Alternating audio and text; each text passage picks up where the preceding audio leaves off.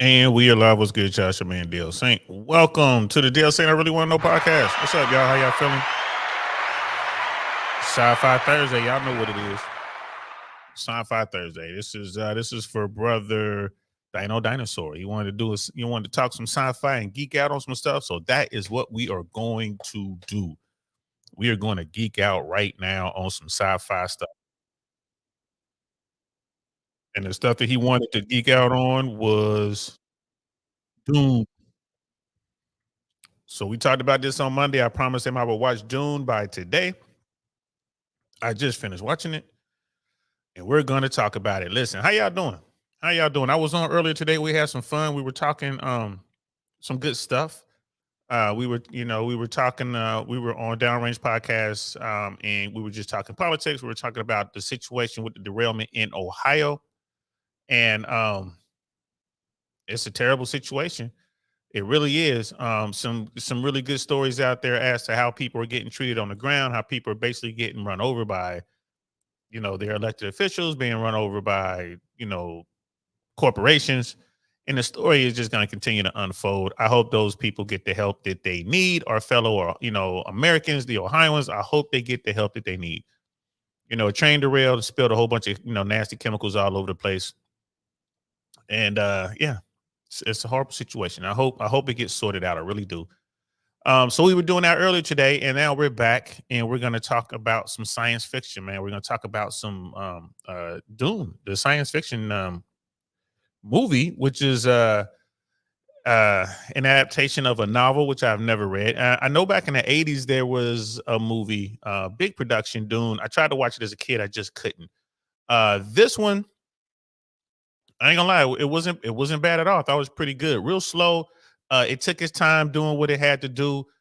Doing the first half of the film, I ain't gonna lie to you, I dozed off at least 3 times, kept having to wake myself up, and I didn't go back. They were just setting stuff up, and you know, not that it was predictable what they were doing, but they were just setting stuff up. So it's not like I really missed anything. You can kind of see what was going on. Now, I am no movie critic, and I don't know how to review films, but the Critical Drinker is a YouTuber who has like 1.6 million subscribers. I met the brother once. He was here. It was last year. There was a Comic Con type convention, the Tampa Comic Book Convention or something like that. He was there. That's the reason I went. I wanted to meet him because I'm a big fan of his platform. Got some cool pictures with the brother. Bought a bunch of his merch, and so he is a film critic, you know what I mean, and an author.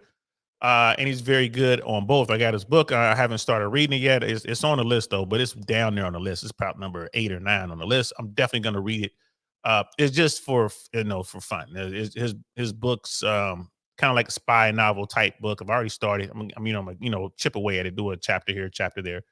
But pretty good author. You know what I mean? Like just the story is spot on where it needs to be.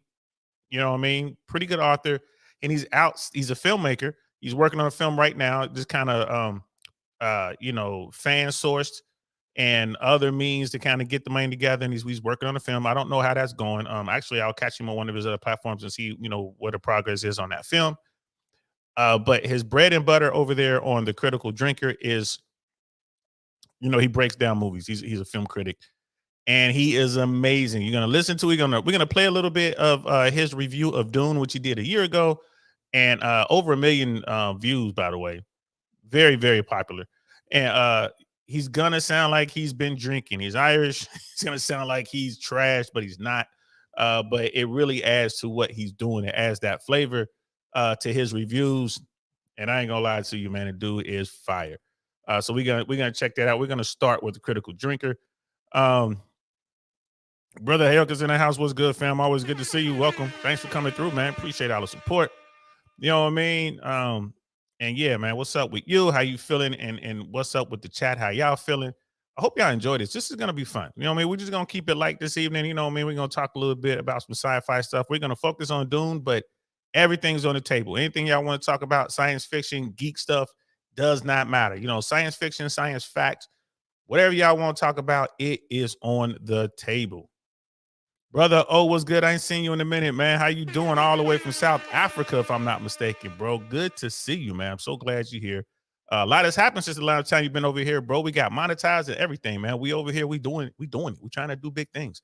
We're growing and we're having some fun. So be ready. Anything y'all want to talk about, we're gonna talk about it. I'll probably even drop the links, man, here in a little bit.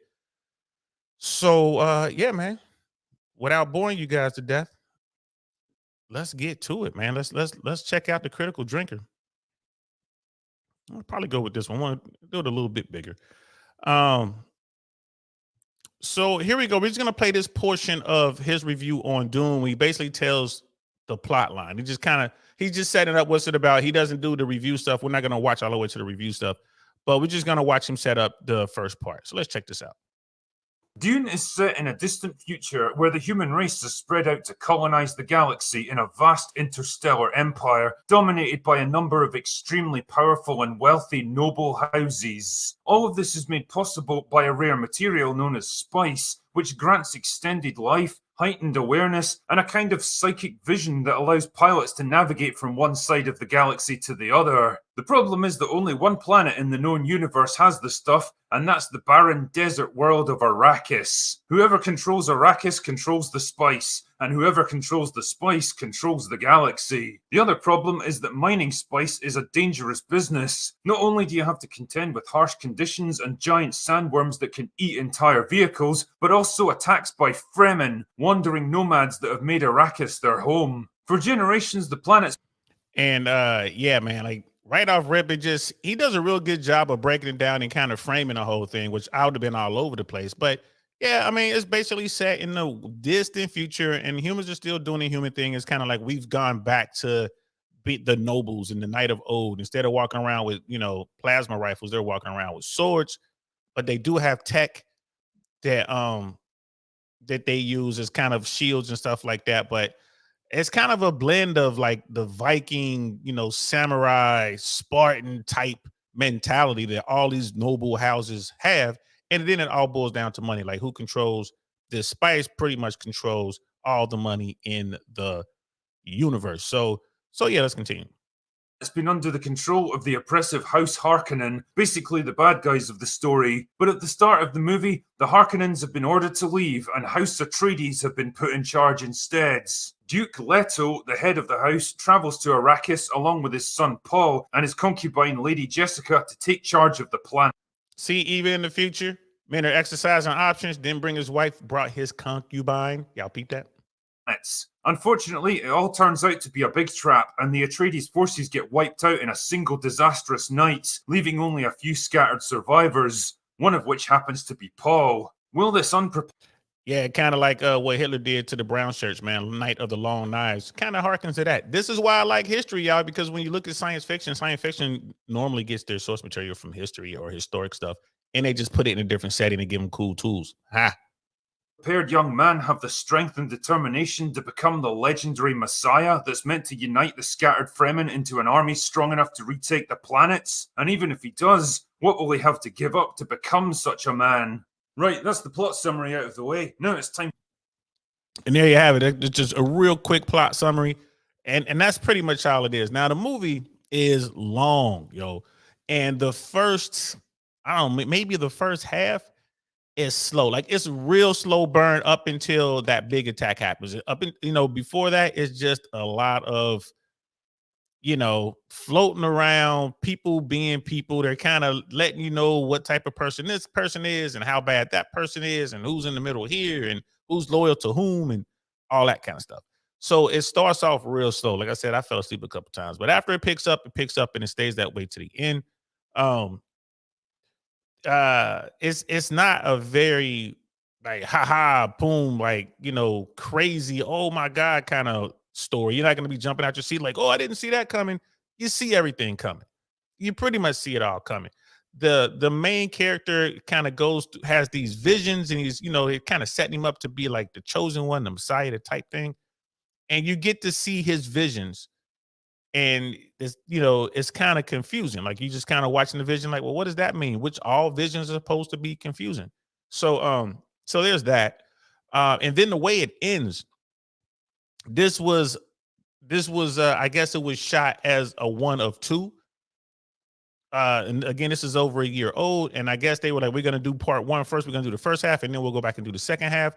The Critical Drinker was saying they don't know if they're even gonna go back and do a second half, but yeah, man, it just kind of the way they decided to stop the movie was just kind of like, "Word, y'all just gonna end it there, right?" Like, all right, a little bit of a head scratcher, like y'all gonna end it there, okay? Uh, but it's definitely worth watching. Brother Hayoka read the entire series. I never read any of this, bro. None of it. I didn't. You know what I mean? I really wasn't. When I was a kid, it had to be animated or something like that, or kind of cartoony or kid friendly. I read ElfQuest, very cartoony, not kid friendly. I mean, it was a lot of, you know what I mean, a lot of deleting each other in that movie, but I thought it was pretty cool. You had the elves fighting the trolls, like frog people, like trolls kind of thing, and like the elves rode wolves. Pretty cool, right? And then they had some other elves way later in the series that rode around on eagles. Real cool. Yeah, I'm waiting for that live action to come out. Brother Hayoka, the reason is because ancient times in Dune, there was a war between the machines and humanity, and all the machines except for the planet Zai were removed. Oh, okay. I didn't know that. You know what I mean? There you go, inside stuff. So, like I said, we just gonna come in here real quick and have a little bit of fun, and we're gonna geek out real quick. You know what I mean? So while I was watching that, I'm like, all right, Dune seems. I mean, it took me a while to get around to watching it, but I'm not gonna lie, I was not disappointed. I was not disappointed at all. The story was pretty cool, pretty easy to get to, pretty easy to follow. The casting was good, although there are people out there who questioned like the lead role and some of the other roles, like why this person, why that person. Everyone that was casted did what they were supposed to do. I mean, it's not like we're watching, Shakespeare here. You know what I mean? I'm not expecting them to, wow me with their prowess. I just wanted them to come and play the role that they were cast to play, and everyone I thought did a really good job creating this world. I ain't gonna lie to you. I'm like, all right, well done. You know what I mean? Well done. So shout out to brother Dino Dinosaur for getting me to watch it, man. I thought it was pretty cool. I'm looking forward to part two if they get the money to do it, if they get around to doing it. Hollywood is taking a beating these days in some of these movies that they're making. So I don't know what Dune did at the box office. I don't know if it made its money back because they spent a lot of money on this movie.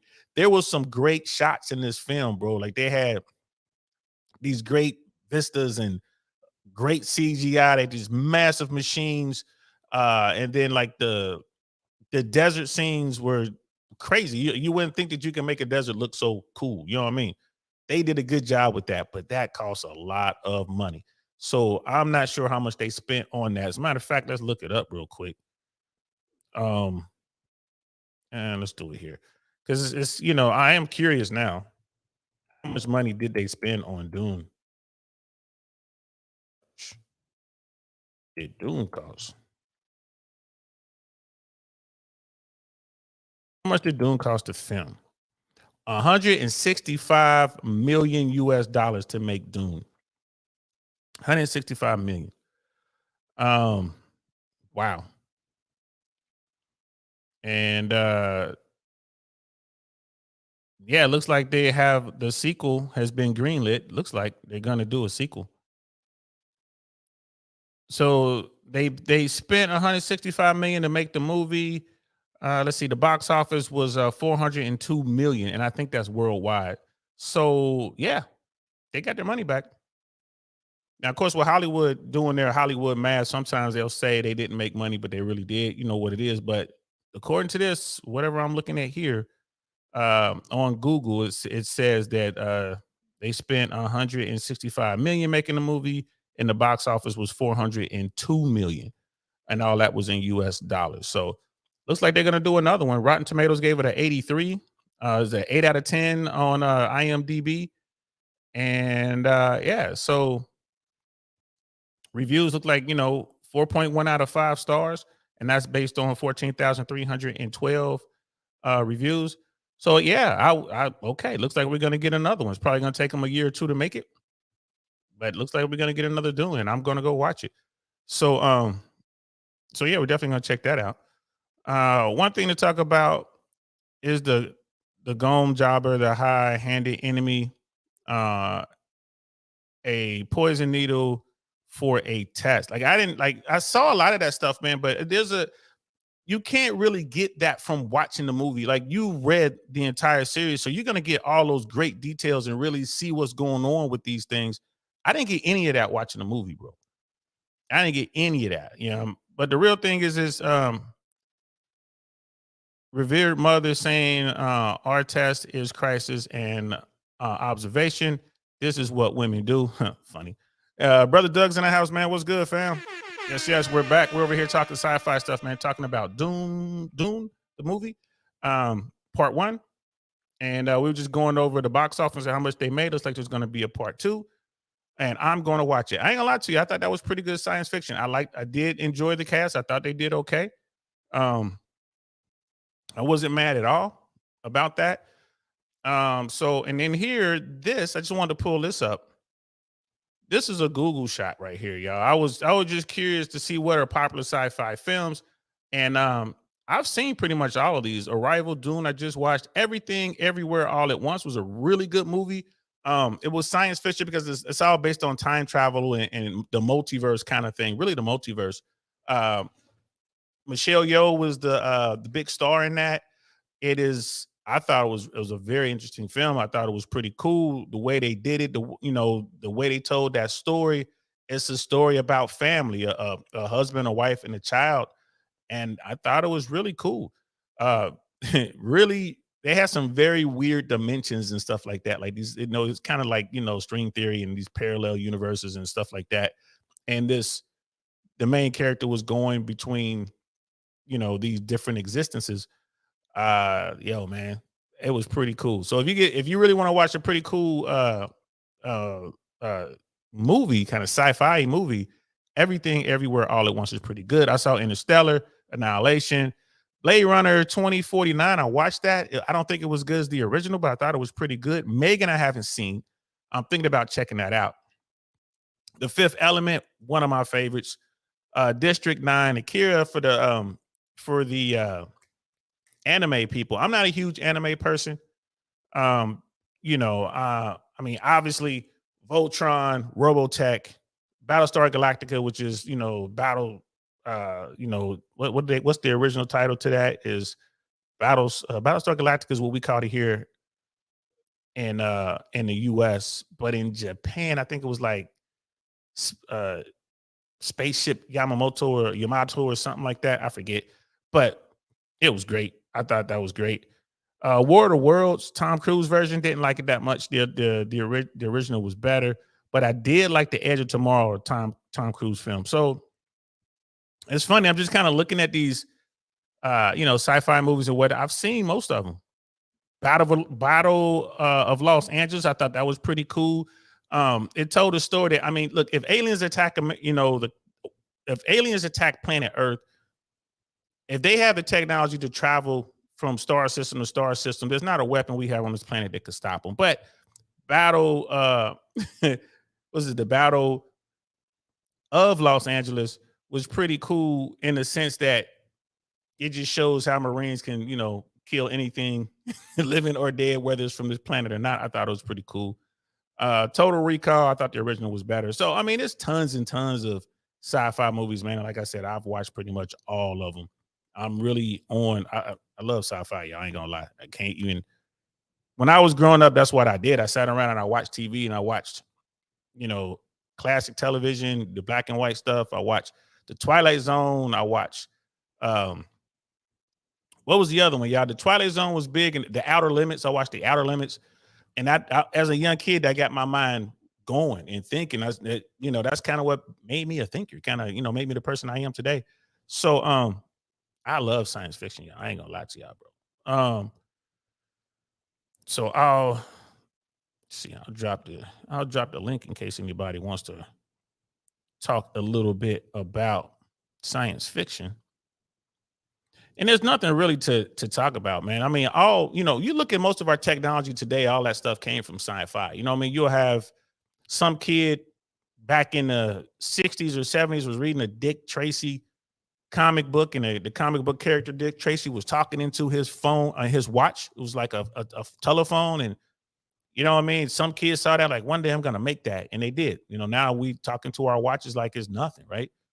Same thing with cell phones. Cell phones came about because someone was watching Star Trek, and you know what I mean. Captain Kirk opened up his not the tricorder, but his communicator, opens it up and it made the funny chirping noise, and he called the Enterprise and talking. Someone was like, I want to make that. And we got it. So science fiction almost always leads to science fact because they kind of work hand in hand with each other. Brother Mike's in the house. What's good, fam? Thanks for coming through. You know what I mean, Brother Helga, trouble is it makes no sense to blast the planet from orbit. So you need ground game. Yeah, that's absolutely. You're not going to blast the planet for orbit, especially if you're a race that wants to take the resources from the planet. The thing is, we wouldn't be able to stop them. Like our tech, our weapons would be nothing compared to some. I mean, just look at what the Europeans did to the indigenous peoples of North and South America, bro. And they're from the same planet. They showed up on their boats and they had their guns and they had their shields and better swords and stuff like that. And they brought diseases. You know what I mean? To kind of wipe people out. So yeah, there's that. And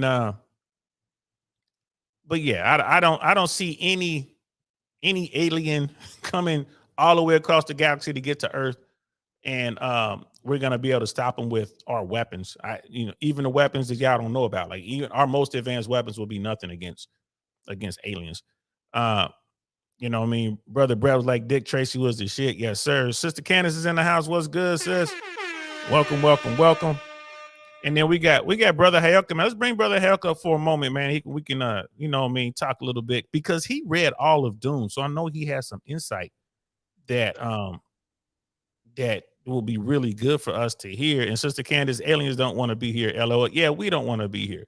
So Brother Helka, what's good, fam? How you feeling? Fine. How are you today? I'm okay, man. You know what I mean? It's Thursday. We got one more day, and tomorrow night, I'll be getting ready to go dancing, bro. You know what I mean? Get a little exercise in.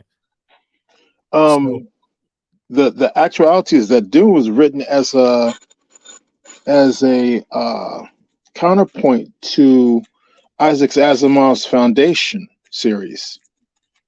And what Herbert was trying to say was, you can get caught up in a Messiah complex along the way. So when you look at the movie, you see some parallels within the actual life. And we go according to the experiences that we have. So you have the Bene Gesserit and you have the Jesuits that you find in Catholicism. The thing about it is that what he was trying to say was you get caught up in technology, and that's why you have the Butlerian jihad in the series to remove the technology, and it's always pushed down to one planet. That's why you see everything looking kind of medieval.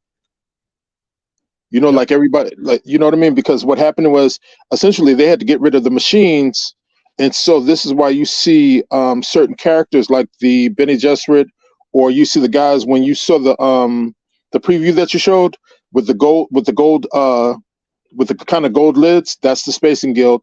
They handle all transportation. But what happened was each group had to take on aspects of the machines in order to keep the empire running. Right. And then you look at something like Star Wars, the same thing. If you watch the Clone Wars, when they cover that whole thing and that galaxy far, far away, but you had all these different factions doing the same thing. Now they didn't come away from technology; they embraced it. But it's funny that this particular author was looking at that like, hey, we might get to a point where we have to come away from the technology. And then we're always talking about artificial intelligence. We're talking about the singularity. What would happen if computers became self-aware? Would they get rid of humans? You know what I mean? So this is what I love about science fiction. It gets you to think about stuff, man. But it's just so funny what Sister Candace was saying. Aliens don't want to be here. They sure don't, man. But they might come to take the water. But a lot of people say, well, the water must be scarce in the galaxy. Like, nah, everything's frozen. We got the water on Earth from some big frozen chunk of ice that hit us. Yeah, there's a lot of ice everywhere. It's there, but there's various types of water. Most people don't know that there's various types of water. And so the liquid. thing, well, that's the thing. It's kind of like I think there's like 19 different types of water, something like that. At least 8 different types of water. You have heavy water and other things like so when you think about somebody coming here, the resources that they could get here, except for the biosphere, you could find it practically anywhere else. As far as like hydrogen, you can get helium-3 off the moon. Heck, there's even ice on Mercury. Right. So And the rovers found that thing. So that, I mean, that's crazy. And then there's certain gases that if it gets cold enough, it turns into a liquid form. It was which moon? It was one of the moons on, I think it's Titan. I think Titan has methane lakes, or like these huge bodies like methane seas on their surface, which is crazy. Could you imagine? It's like, well, so you think about Jupiter being its own solar system pretty much. And so what happens is that you have Titan, you have Europa, you have Callisto, you have quite a few planets there that even under the ice of Europa, they think that there's a massive ocean because ice makes it so that the water doesn't freeze underneath. So when you look at an ice moon, they think that there's an ocean underneath of it. Impossible life. and that is a mission that NASA wants to get to. They want to be able to send a probe and dig through the ice and go and see if there is some sort of organism or there's some sort of life under that ice. And again, all this stuff comes out of science fiction. There was a science fiction film about this. I forget the name of it. I think it was called Titan, where they sent they sent a manned mission, and the mission went bad, but I guess their mission was to determine if there was some sort of life under the water. Well, actually, what they did was they modified the astronaut. Right. Well, we don't. I didn't want to spoil it for anybody who wants to see it, but it's just one of for anybody who wants to see it, I didn't want to spoil it, but it's definitely worth watching. It's very intriguing. Yeah. Like they just talk about there's this mission to go. Let's go see if there's life here, and then so that's like the whole premise of the movie. And then as the movie plays out, things happen, and they, one of the astronauts makes a decision in keeping with that mission. I'll just leave it there. Yeah. I definitely don't want to spoil it for anybody who wants to go and see it. And that's the thing that's why I kind of stay away from movie reviews, because it's almost impossible to talk about movies and not spoil it, or TV shows. Especially if they're good, because you want people to go see it, but if you spoil it, they're like, oh man. Now, did you see where I think it was after was it Predator, where they had the invisibility cloak? A Japanese professor came up with his own invisibility cloak using a computer, and when they showed it to the generals in the military, one of them jumped up and said, "I want one of those."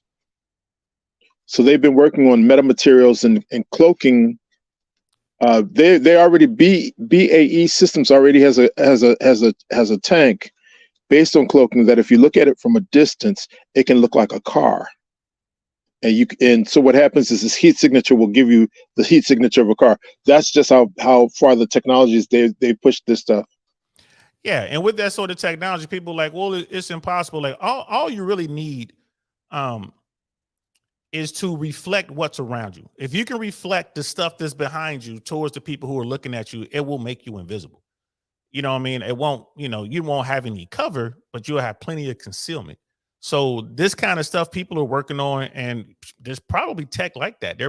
There's probably out there. I know Star Trek Next Generation did that in one of their movies when Data went. It was a movie, it was in one of the movies. Data malfunctioned, and there were people from the Federation on this planet watching how these people were living, and Data just came from out of this blind.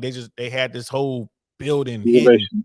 Yeah, so it was like, yo, that's crazy. And Data was coming out of his invisible cloak suit, and people were like, what is going on? So when you see stuff like this in science fiction, it's funny to me that you see it and then some years later it becomes science fact. So again, that's the reason I like sci-fi so much, man. So go ahead. You made me think of what Einstein said. He said imagination is more important than knowledge. because knowledge is based on what you already know, but imagination employs knowledge, but it also means that you have possibilities, endless possibilities. Um, and so what happens is that you think of things that you otherwise wouldn't even consider, because knowledge is I know this is firm, but imagination is possibilities. Yeah, and it's just exploration. I think that's over there. Well, I think that's over there. Well, let's go over there and see. And that's where it boils down to. You know what I mean? Like the people got into their ships and they're trying to find a quicker way to get to India. And what did they bump into? They bump into a whole nother place.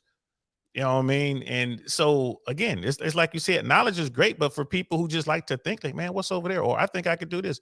Was it Da Vinci who was coming up with all sorts of like tanks, and he had, designs on tanks, he had designs on flying machines, he had designs on helicopters. I'm like, Yeah, bro.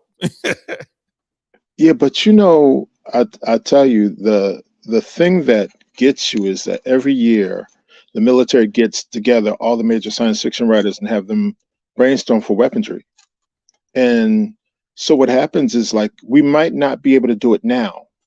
We might not. To give you an example, they can make an optical black hole. Can you get over it?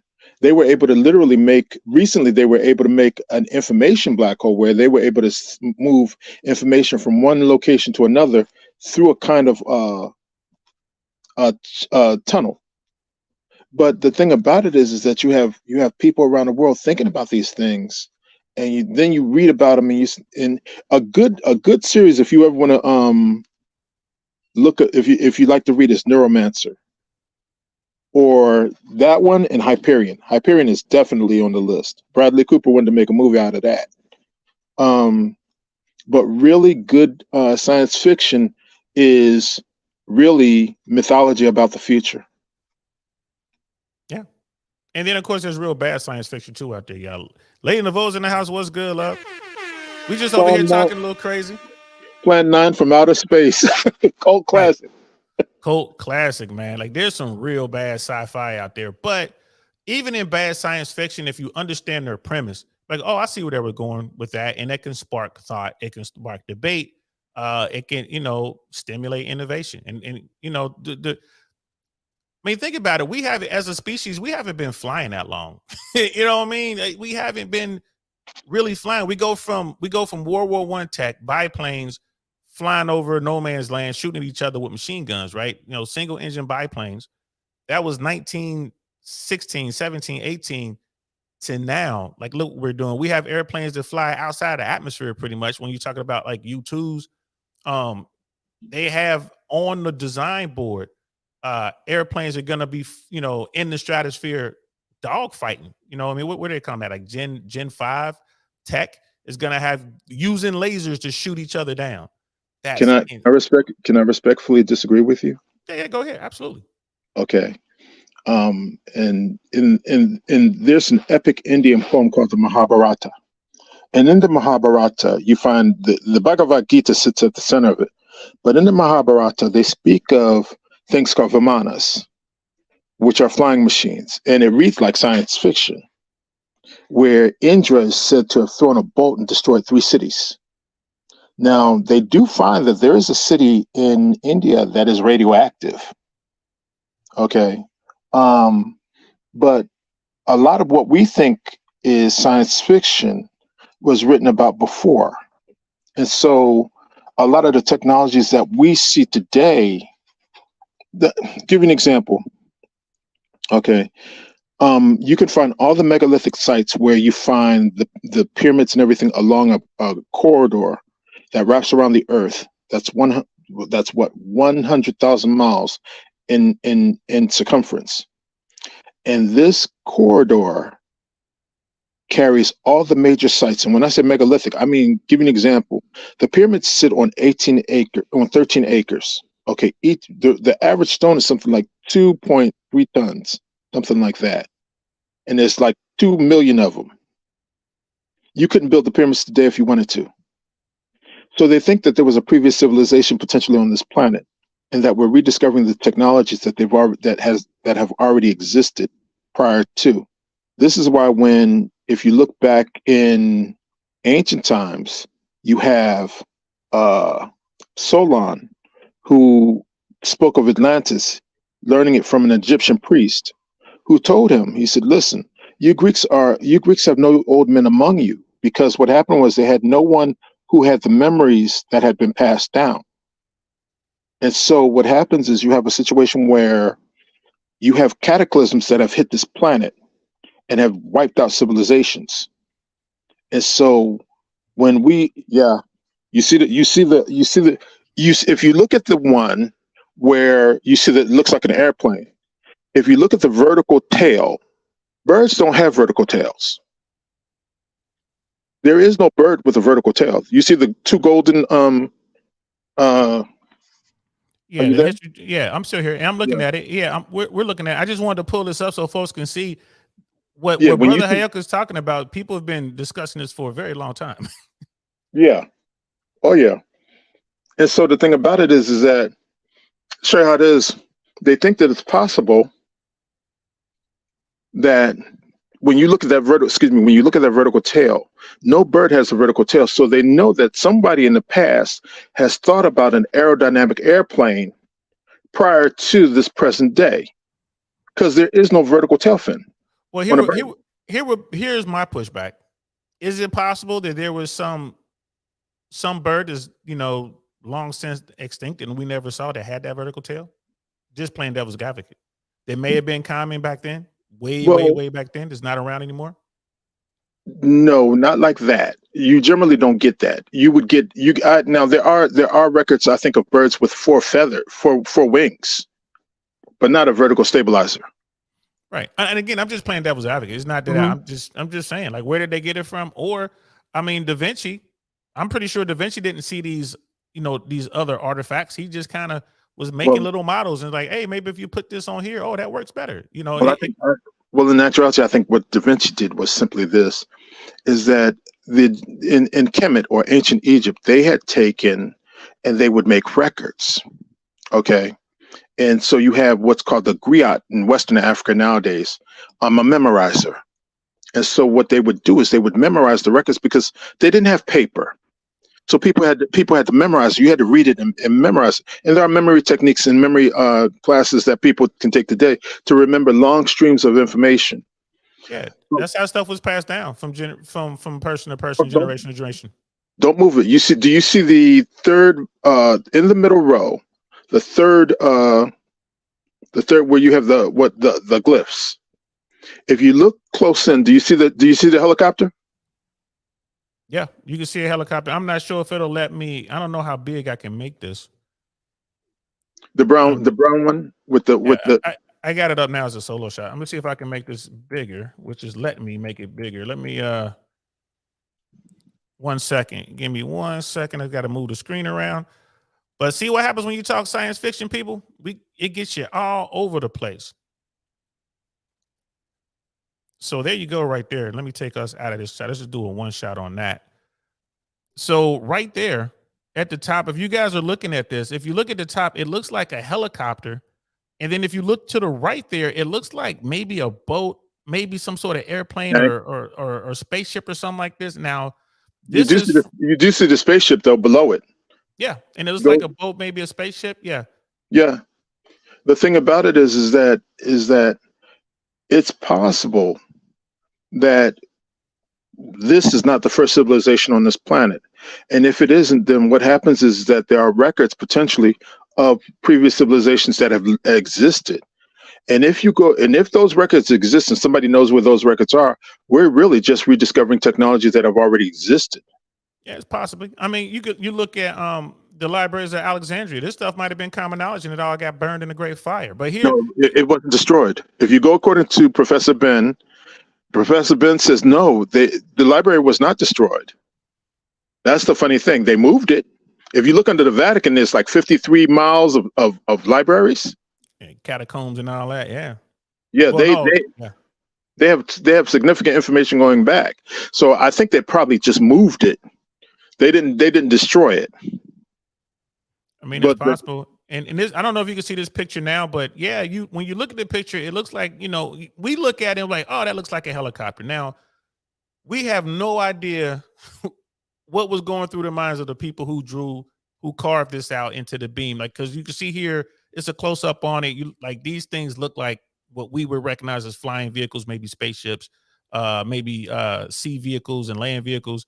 And then this shot here is the actual beam where these glyphs come from. You can see how they're, it's part of a beam that goes across the ceiling, kind of holds the ceiling up. So y'all can see that. And then of course, here's another close up of what's really, etched out here. And you have, like the insects looks like over here to the left, looks like some sort of maybe fish or something like that, or maybe a plant.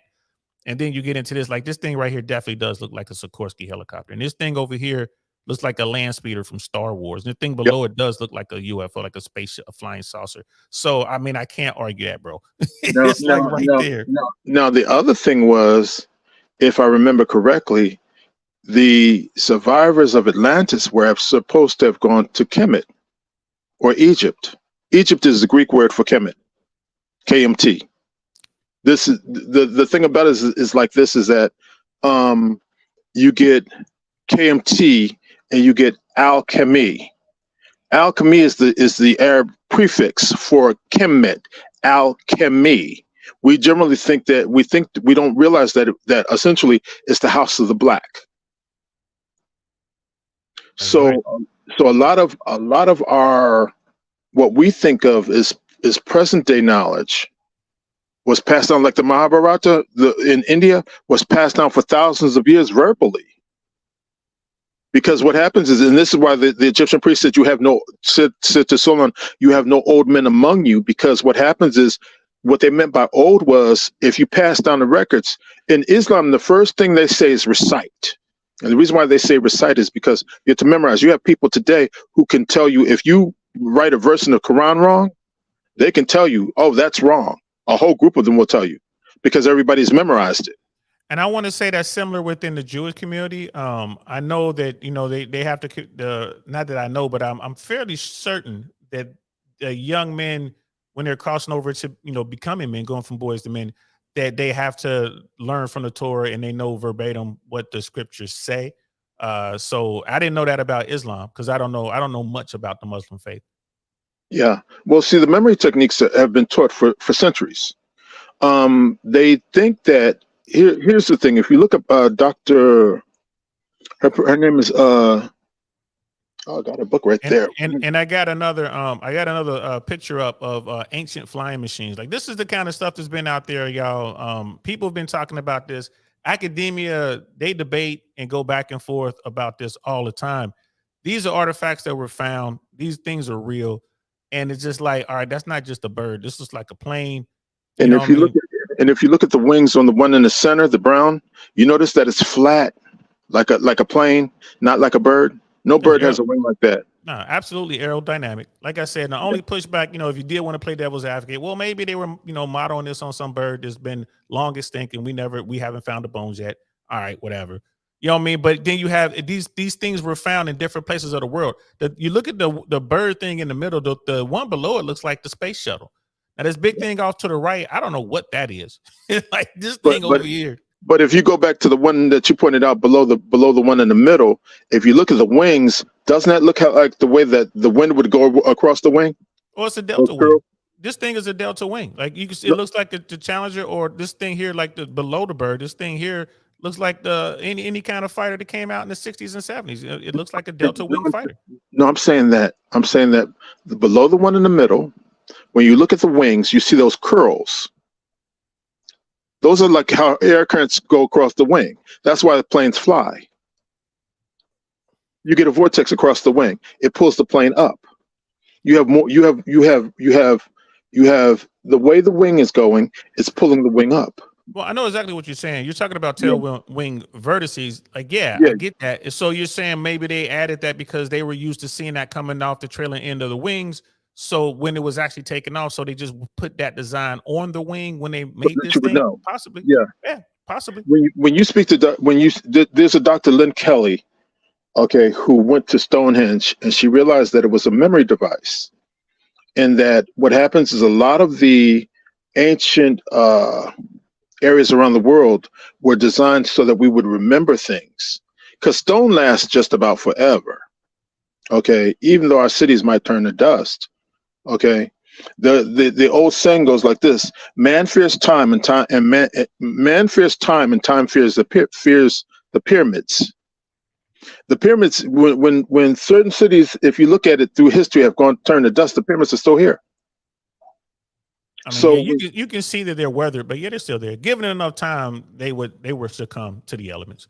But it's gonna take a whole lot of time for that to happen. yeah, and they're finding pyramids all over the globe. But that's the ones in Kemet, or in Egypt near Cairo, are equidistant from nearly every landmass on the planet, just about. Yeah. So when they did it, whoever did it had to have known some of the geometry of the planet.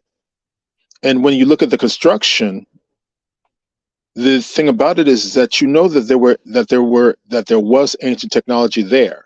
So if we're just rediscovering it, then the thing about it is a lot of what we think of as sci-fi might, to some degree, just be the rediscovering of technologies that have existed prior to in the previous civilizations or civilizations. Yeah, I wouldn't argue that. I mean, again, modern science cannot explain how they built the pyramids. They just can't figure it out. They just can't figure it out, and that says a lot. You look at Stonehenge. Modern science can't tell you how they managed to move those big rocks. You know what I mean? And where is it? And God dog it, out in the Pacific, Easter Island. They can't figure that out. And those, like in Easter Islands, you have those big heads that come out, those big stones. Those you got to dig those. You dig down. Those things are like you're only seeing a portion of how big those statues really are. Well, in actuality, the name of the place is Rapa Nui, and to some degree, they're even looking at it today, where you get the term. There's a chemical called rapamycin, and they're looking at rapamycin for longevity, but it actually comes from the island Rapa Nui, or what we call Easter Island, and they're looking at it for longevity. Isn't that wild? That is crazy. And last good man in Jersey. You know what I'm saying? Always a pleasure to see you, bro. You were saying, I don't believe aliens exist, and I was saying, really, nowhere in the entire universe, just us. I mean, I ain't gonna lie to you. I believe there has to be other intelligent life, out there somewhere. That's just my personal take. And last good man in Jersey says, did you ever hear Elon Musk chat about space-time? I did not, bro. I did not. But he continues, Big Bang, 14 billion years ago, diameter of a galaxy, 50,000 light years. Time to populate the entire universe using our current tech, 20 million years. We see aliens everywhere if they were real, but we can't see in real time far, very far. They might be out there everywhere. They might know we're here and they're just staying away from us. I mean, this is just me playing devil's advocate, of course, but I just don't see us being the only intelligent beings out there. Well, can I go in on that? Oh yeah. Here's the thing. If you look up Professor Ron Inglis, he talks about fractals in Africa. And one of the things about fractals is that it's like essentially what you do is this. If you take a ruler and you cut it in half, you take that half and cut it in half, you can keep cutting.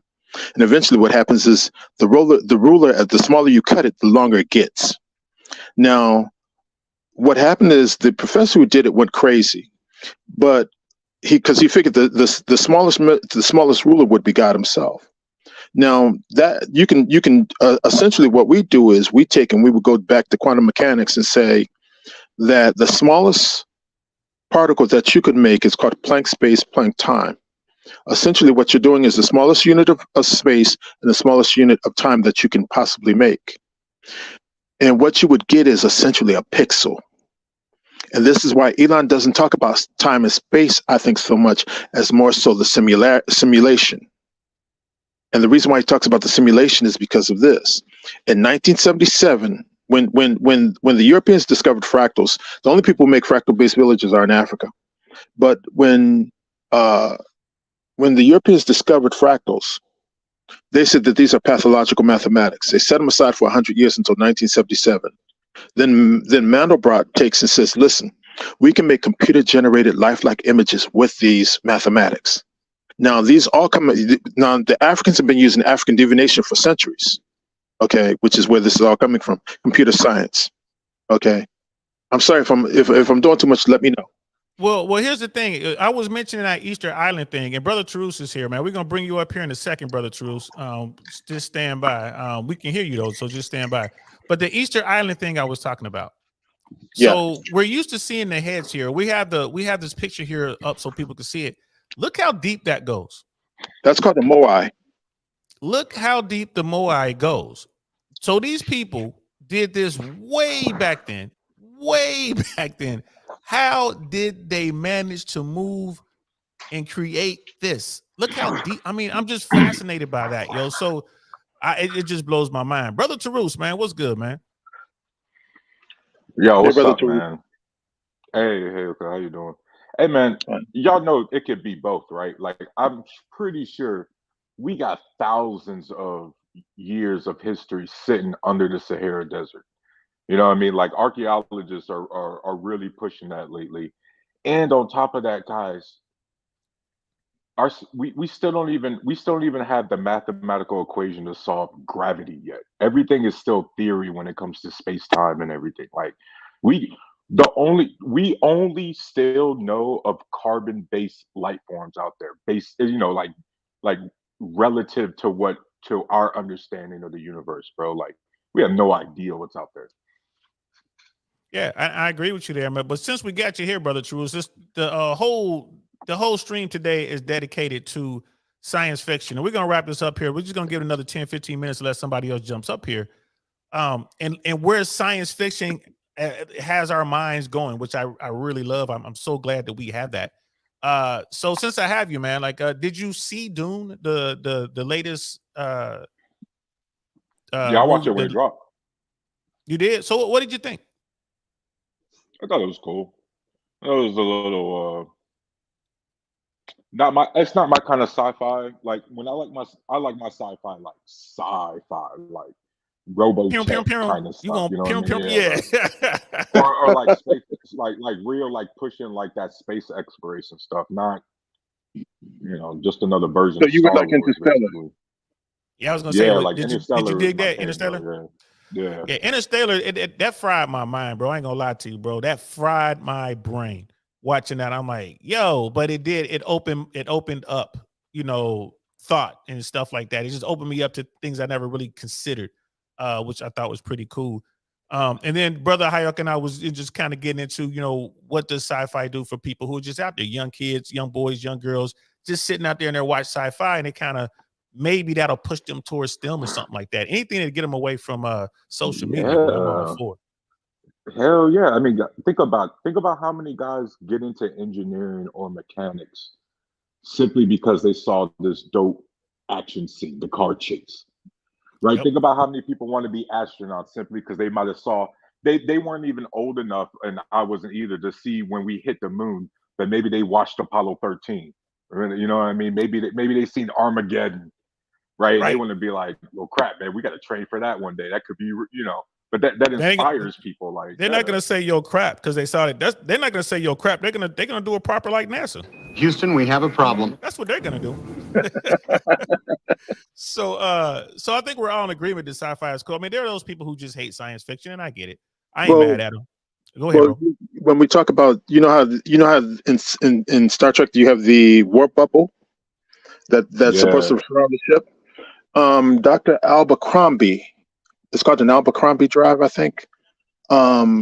Postulated that it's possible to create a warp bubble and to move the ship. Now, the thing about it is you can't stop at your destination directly because as soon as you cut the drive off, you got a lethal dose of radiation coming off the ship. But it's called an Abercrombie drive, and they think that it might take exotic matter, but now they think that it's possible that they can do it with regular matter, positive matter, but it would take a tremendous amount of it. But the thing about that is simply this: is that, and this is, I'm sorry. Sometimes I got to cut it down. So if I'm doing too much, again, let me know because Oh, I, no, we good. We just are you wrapping it up. good? You know what I mean? Yeah, go ahead. Because um like Aoka, what you talking about? So Einstein actually theorized, and it's mathematically possible. Because Aoka, I think you're hitting at this right. So DL space time, it exists like a fabric, and so a wormhole. Like there's different ways to try to basically like a real cheat code. You either bend it in time, and that's how you get the wormhole because you just cut the hole, or what Heyoka is talking about is you built this. You actually bend space and time around the actual the ship device. itself, and so you're warping it. It actually because as Heyoka, you probably know this. We're never got going to you. reach the actual speed of light. You know what I mean? Like it's No, you the have to speed of find a light varies. shortcut. No, the speed of light varies. You can vary the speed of light. They've been able to make light stand still in the laboratories.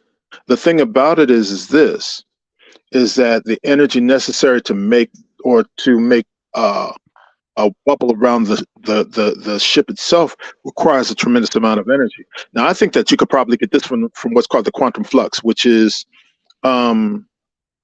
essentially it's kind of like if you look at how you look at a pot of water and it bubbles. Well, that's how reality is. The water is energy. The bubbles are particles coming into existence and breaking up and going back into the water.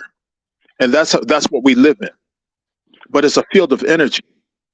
You know Right, what? but that's why the bubble exists. Heyoka, the bubble you're talking about, that's why it exists. Because remember, if we only just use pure kinetic energy and just try to go as fast as possible in one direction, even little things like a speck of dust could put a hole through the freaking do the shit. Why, So you why have do to you cheat with like think in the atomic. 1990s? Why do you think in the 1990s the U.S. government came up with metallic hydrogen? It's harder than diamond. It's all harder. protons. Now here's the How thing. much has it been tested out of space? I don't know, but here's the thing: diamond is a good reflector of radiation, and but it's all carbon. But metallic hydrogen would be all protons, which means that it would essentially push back any cosmic rays or anything attempting to get through it. Now, if you angle it, just like how you angle the side of a tank so that when you're using an RPG, it doesn't go through. Yeah, right. Then what happens is you could essentially make a triangular situation where you could potentially cut through the flux, the quantum flux, because that's what keeps us from the speed of light. Essentially, we have to go through all these particles, and the faster we go, the more energy it takes. So here's the that's thing. why we're going to have to start with a space hub, because all of this warp, we can't do this on planet Earth, or we'll jack it. It has to be done in space. Here's the thing. I wouldn't do anything on Earth. Go ahead. And here's the thing, and this is what I love about this. Everything we're talking about, all these theories, all this tech, everything that they're coming up with, and I'm not talking about those just us on this screen, but I'm talking about our species. Everyone that men are coming up with and women are coming up with all around the world is because they saw Star Trek and they were like, you know what? Maybe we can go faster than light. You know what I mean? They saw Star Wars. You know what? Maybe we can do some sort of hyperdrive. You feel me? They saw, they saw the latest, the Ronald D. Moore's Battlestar Galactica. Maybe we can do faster than light. We have an FTL drive. So all this comes from science fiction, which I think is great. That's not science fiction. No. The seeds, the inspiration, and the seed, like you said, it's people look up and they see stuff and they hear stories, and it's like really that. You can do that. Say again. I don't think that. I mean it like this. The reason why we're looking at all these exotic ways of traveling to the stars is because of the amount of time that it takes for a human to live, to get to another star system. If you look up Dr. David Sinclair, he talks about NMN, which is essentially vitamin B3. Okay, niacin. What they're looking at is resveratrol and things that can potentially extend our life far longer than what we presently have. So if you could live 500 years, you could get to Alpha Centauri and back and still maintain the same conversation. The only reason why we're talking about faster than light travel is because of the amount of time it takes us to live. But if you could take, and this is what the rich are looking at. This is why if you look at Google, they have a life sciences division in Calico. Because what they're looking at is they're looking at aging as a disease. So if you can make some semblance between, let's say, get up to a significant proportion of the speed of light, and you could extend life to hundreds of thousands of years, then what happens is you change the entire dynamic of what you're looking at as us as a species. Right, but they pretty much got that idea from science fiction now. Oh, I agree with you. But that's what we're talking about. That's what we're talking about. Like the idea. No. I didn't disagree with you. I agree with you totally. But I'm saying that's not science fiction. The longevity, the SENS project, is not science fiction. I know we're like you said, and I agree with you. We're getting these things from science fiction, but when you look at the fact that they're saying that okay, quercetin, fisetin, these things kill senescent cells. So what happens is that they're even to the point where you could take blood from a young rat, put it into an old rat, and the old rat will literally, because there's a chemical in the blood, will make the old rat younger. So they're looking at Mm. essentially extending life through chemistry in such a way that think about it, it's kind of like all the stuff that we're looking at right now, it's possible. Well, yeah, and again, that's what I love. So we're just gonna roll right into final thoughts. And since you're on a roll, brother Hayako, we're gonna let you keep it going, man. So your final thoughts on sci-fi and any movies you want to plug or anything like that, any stories you think that people will be interested in watching or reading or hearing about. Here's If your you shot, bro. if you want to read a good series, the series would be Hyperion by Dan Simmons. If you want to, and the reason why is because when I tell you, it's Dan Simmons. The book is so good. Bradley Cooper went to make a movie out of it because it's just that good. Um, if you're looking at what we see today, we're not looking at it with the aid of AI. And because we're looking at it just for what we have the capacity to do right now, I can't even tell you what the future is going to look like. The future might truly be, to some degree, science fiction in the sense that we're going to have to make it so. Right now, militarily, you would say all our eggs are in one basket. All of us are on this one planet, and all it takes is one rock to hit the planet for us to run into a problem. So we're going to have to get off planet. And what happens is that's going to require us to be able to deal with hard radiation and hostile environments. So you're going to see changes in the human genome. This is why they did the project. The human genome project that they finished. And so what happens is it's because you're going to have to go into space. And whether it's in the local group, which is our solar system, or whether it's a distance. But I see that the future is real. It's many possibilities, and I'll leave it at that. Thank you. Man, that's what's up, man. Thank you for coming on here, bro. I always rocking it out on this platform, man. That's for you. And for those of y'all who are out there watching, you can almost always catch Brother Hayoko over here rocking it out, supporting and having fun, man. So, yo, bro, if I don't see you tomorrow, man, have a good weekend. And you know what? I probably won't even have a show up tomorrow. Saturday, before you go, Saturday, I'll be on Suzette Speaks around 1. I think she goes around 12 or 1 o'clock. So look for the thumbnail on that, guys. And Brother Hayoko, I'll be over there on Suzette Speaks. She asked me to come over. We're going to have a good conversation about like the dating marketplace. So one more time for you, bro. Thanks for coming through. Always appreciate you. I'm going to holler at you. Yep. Peace. And then your final thoughts, Brother Tarus, on science fiction. And like I said, if anything out there you want to plug or talk about, like your favorite sci-fi or anything like that. You look like you the type dude is into anime. If you want to talk about that, go ahead. Hell yeah, man. I love that. I love all that kind of stuff. So again, good seeing you, DL. Thank you for inviting me on your platform yet again. Guys, I would plug, if you got Netflix, watch this show called Exception. It's a Netflix animated series, and it's about human beings with a generational shift. And what they did was they sent a ship 100 years ahead of them into the Don't future. spoil it. If you want me to watch it, don't spoil it. I'm not going to spoil it, but they're 3D printed, and it's really talking about the idea of consciousness and what it means to be alive and aware. Right? What's that called again? It's Exception. All right. Another one, that. Raised by Wolves on HBO. If you haven't seen it, please, for the love of God, go see it. Go watch the show. It's really good. And that really gets to my final thoughts, man. Like sci-fi really inspires. You know what I mean?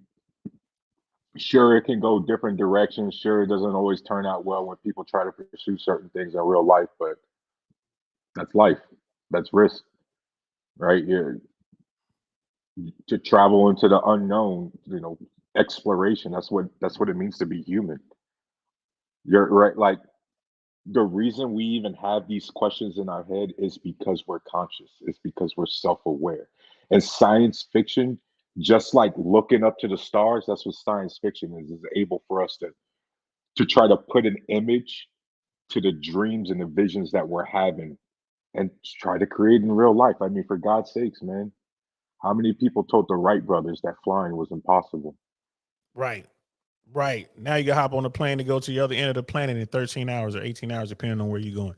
Not even a few hundred years ago, human beings still thought the sun revolved around Earth, that Earth was the center of the universe. We're not even the center of our own galaxy. When you look at where we're at in the Milky Way galaxy, we're on the outskirts. Yep. Like We're out there in the bands. yeah, we're out there in the sticks. In We're the sticks. hillbillies of the solar system. Yeah, and last good man So- in Jersey. That's why the aliens are staying away from. Like, man, we don't go out there with them hillbillies.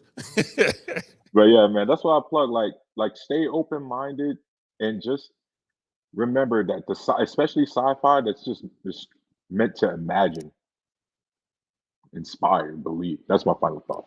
That's what's up, man. Appreciate you, man. Always coming through. You know what I mean? And just so you know, your camera is real blurry, bro. I've never seen it this blurry before. Normally your camera is really sharp. I don't know. You might want to, you might want to recycle it or something like that. You know what I mean? Like, I don't know if you leave it on all the time. You might want to turn it off and recycle it or something like that. But it's coming in real blurry on this one. Either that or you done had your greasy fingers all up on the lens. One of the two. So I appreciate you, bro. Thanks a lot, man. I'm gonna holler at you later, player. All right, man. Peace. Peace. And yo, man, and my final thoughts is, I mean, this was a quick one. We dedicated an hour to it, but I'm telling you, man, science fiction is the reason we have all of these cool gadgets today. Science fiction almost always leads to science fact. Brother Hayoka came with the real on what's going on today. Like, I mean, humans are determined to go out and get outside of our solar system and probably get outside of our universe. They are absolutely determined to do that. And it was funny what he was saying. He was talking about how they're trying to figure out a way to extend life. And as he was saying that, I'm like, the fountain of youth. Science fiction is going to find the fountain of youth for humans. If it's nanobots or is it, downloading ourselves into a different body, right? A non-organic body, and kind of dovetails into what Brother Hayoka was, Brother Tarus was talking about. What is reality? You know what I mean? So who are we? Right? So I'll leave it there, man. Those are my final thoughts on sci-fi, man. I love it. I hope it doesn't go anywhere. I want to continue to watch these really cool sci-fi TV shows and movies and read comic books and all the rest. So, thanks for giving me an hour or so of your time, y'all. I really appreciate it coming through. Even if you just passed through, I see people came through and they hit the likes. And I know folks are subscribing. Thank y'all so much. I really appreciate the support. Tomorrow, I'll probably do a couple DL shorts. I doubt if I go live. But next week, I'll definitely be live. Saturday, I'll be on the Suzette Speaks show on YouTube. So I'm gonna say half of my followers, my subscribers, my day ones came over from Suzette Speaks. The other half came from the Manosphere Fresh and Fit world. So I hope you guys can come and join us on Saturday and listen to this conversation. We're going to be talking about what dating looks like today and what's going on with all the different changes and paying half on a date and going out for coffee dates and this and that. And it's like traditions out the window, y'all. So Suzette and I are going to be talking about that on her show. Hopefully we'll get a real robust panel and we'll talk about those good things. And yeah, man, I hope y'all enjoyed this Sci-Fi Thursdays. First time we ever did it. Just wanted to give it a shot, see what it looks like. Dune, definitely worth watching. Check that out. And then you heard the recommendations from Brother Hayoka and from Brother Tarus. Definitely check out those films if you are so inclined. All right, I'm out of here, y'all. Thanks for rocking with me, man. Y'all know what it is. I'm DL Saint. This is DL Saint. I Really Want to Know podcast. I'm gonna talk to y'all later, man. Peace. Darn, that's the end.